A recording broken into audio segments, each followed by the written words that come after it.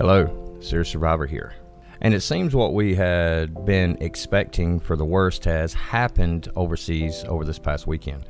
We see that Afghanistan has fallen. It has completely fallen. We discussed that a few weeks back, or a couple of weeks back, where we looked at the possibility of, with this troop pullout that was being performed, that there was a strong possibility that the Taliban would regain their foothold in Afghanistan.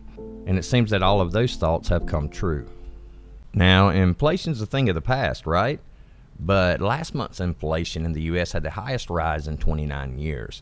So with rising food and gas costs, it's an urgent problem if you're thinking about retiring soon.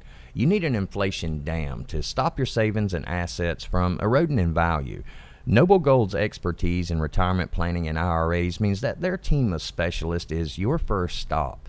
Call them about this month's offer of a 1-ounce American Eagle pure silver proof coin with an IRA at 877-646-5347. There are many aspects to this that we really have to be concerned about, and we really need to take a deep look into.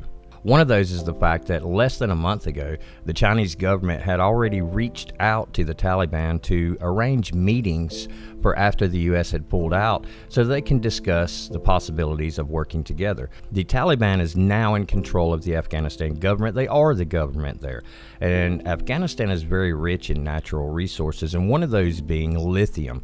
And we think about the push towards green energy, electric cars, electric vehicles, rechargeable batteries. Lithium is an important element that is used in the development and construction of all these types of devices. And I want to get deeper into that and look at the exact connections, because there's a lot of programs into which the Taliban are asking for help with infrastructure, because the Afghanistan doesn't have an infrastructure like a lot of the modern countries have, such as roads, highway systems, and things like that.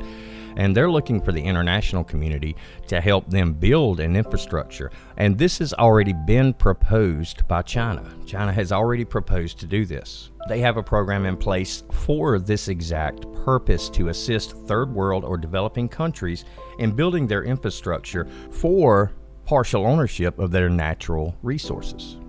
So I'm going to get a lot deeper into that, but my concern tonight, my heart goes out tonight to the people that were left behind. And that's what I want to talk about a little bit in this video, is the people that are left behind. This is probably one of the most catastrophic pullouts of any type of military occupation that we've ever seen. It seemed as if no planning was put into this at all, or at least the minimum amount of planning wasn't even put into this. And it's really disturbing to sit here and watch our so-called president, Mr. Biden, on television talking about how things went according to plan, and this was all of this chaos was factored into the cost or the price of pulling the troops out. He pulled the troops out before we evacuated the American citizens that are there, the civilians that are there. We have people trapped behind enemy lines right now, and I realize that more military is being put into place to attempt some type of extraction for some of these people. But I really hate to say this, and I hope that I am 100% wrong.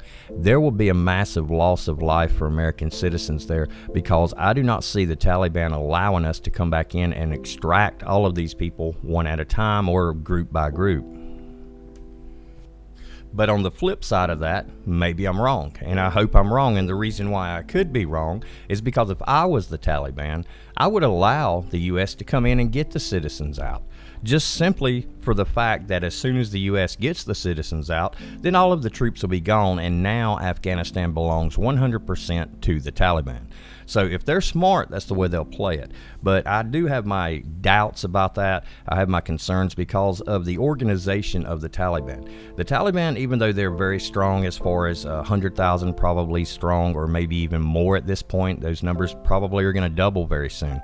But think about the military weapons that we left behind for them. Basically, we gave them those weapons, and not just the weapons that the U.S. military left behind, but the weapons, the equipment, the logistics, everything that we had given or provided for the Afghanistan army is now in the hands of the Taliban. The Taliban did not have an air force. They do now. The Taliban did not have M4A1s. They do now. And a lot of this sophisticated equipment that we use, our military uses, is now in the hands of the Taliban. This is the best funded and most well-armed terrorist group in the world as we speak. And one of the major concerns about this is the Taliban has never been shy about being a sponsor of terrorism.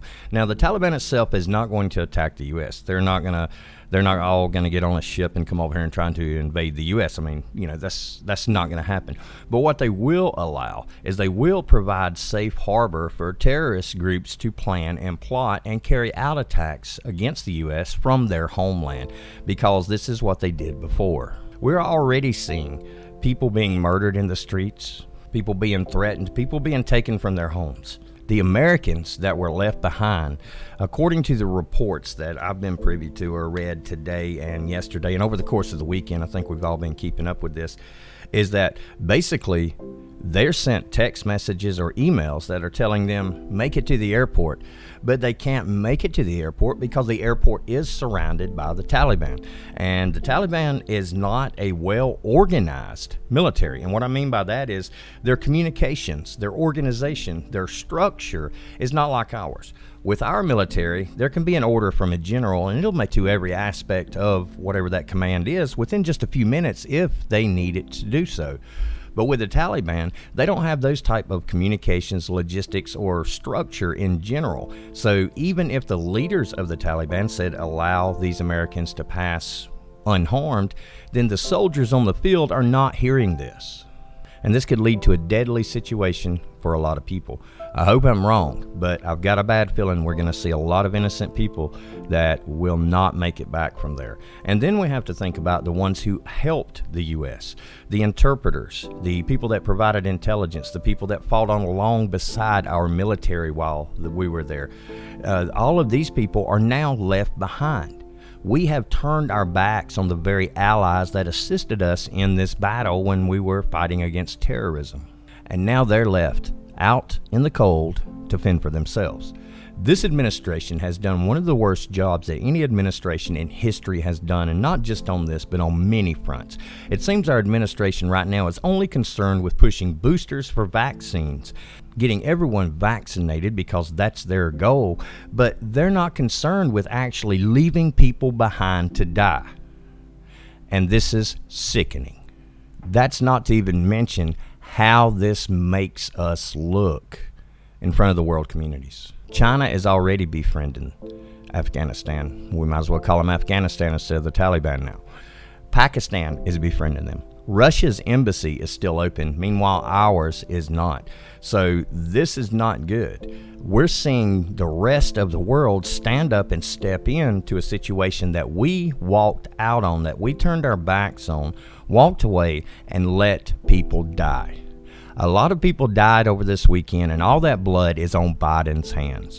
Whether he will accept responsibility or not, the speech he gave the other day, the buck stops here. Well, the first 5 sentences before you said the buck stops here, that you're willing to take the blame, all you did was blame Trump, blame the Afghan government, blame the Afghan soldiers, and then, oh, well, I'll take responsibility for what? For what you didn't blame them for, which was nothing? This administration is a joke. People will die from this terrible decision.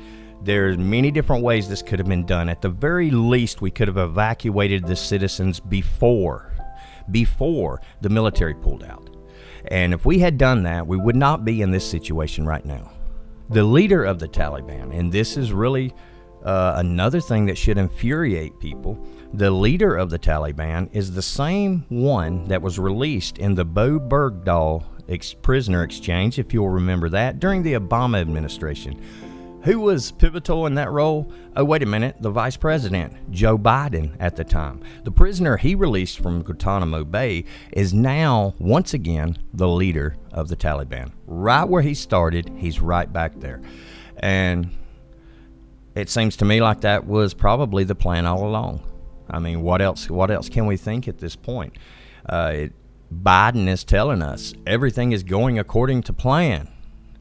Well, I guess it is going according to your plan, and that plan is to bring this nation down, to make us look weak, to weaken us from within, and to basically destroy what America is, what it stands for, what it has stood for. And we're watching it crumble. It's just a matter of time, Mr. Biden, and that time is coming very soon, I do believe. So keep an eye on the channel. I'm back in Michigan now. The trip to DIA, Denver International Airport, or DEN as they call it there, was really enlightening, I guess to say. I spoke with a few people, had TSA get on my butt a little bit for trying to take pictures where I shouldn't be taking pictures in an airport, okay? And got some interesting things to talk about. Going to be putting a video together on that. Going to be doing a live stream this weekend. But I'm going to be getting a lot deeper into the China-Afghan connection tomorrow, and also the possible Russia-Afghan connection. And we're going to look at all aspects of this, and we're going to approach it from all avenues that we can, and we're going to look at all the different possibilities, you know, that could occur or could be taking place in the next few months. And one of the things we can expect is a rise in activity against the United States. Right now, Biden has made us look like the biggest cowards and the most untrustworthy country in the world. We turned our backs on our allies, we left them behind, and we left our own people behind. What does that make us look like to the international community? Well, keep an eye on the channel. Thanks a lot for watching. God bless. And for now, Serious Survivor, out.